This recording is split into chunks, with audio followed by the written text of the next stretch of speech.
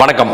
இன்று நாம ரிஷபராசி ரிஷப லக்னத்து பெண்கள் அவர்களுடைய குணாதிசயங்கள், அவருடைய வாழ்க்கை முறை எல்லாத்தையும் ரொம்ப விரிவா பார்க்க போறோம். ரிஷபம் அப்படிங்கிறப்போ அது சுக்கிரனோட வீடு. அப்ப நம்ம பேச போறது ரிஷபராசி ரிஷப லக்னத்தோட பெண்களுடைய குணாதிசயங்கள். அப்போ அவங்க சுக்கிரனுடைய ஆதிக்கம் ரொம்ப அதிகமா இருக்கும். சுக்கிரன் அப்படிங்கிறப்போ ஒரு லௌகீக வாழ்க்கை, ஒரு ஃபேண்டசியான வாழ்க்கை, ஒரு சௌகரியமான ஒரு வாழ்க்கை முறையை அவங்க எதிர்பார்ப்பாங்க. ஒரு தன்னுடைய இணை இல்ல தான் நேசிக்கக்கூடிய மனிதர், தன்னுடைய கணவர், இவங்க எல்லாருமே தன்னை ஒரு தேவதை போல தரிசிக்கணும், தேவதை போல நம்மளை வச்சுக்கணும், நம்மளை ரொம்ப அனுசரணையா பார்த்துக்கணும், நம்ம ரொம்ப ஒரு சேஃபான ஒரு கைகளுக்குள்ள இருக்கணும், நம்மளை அப்படியே பொண்ணா பூவா பார்த்துக்கணும்னு ரொம்ப ஆசைப்படுவாங்க.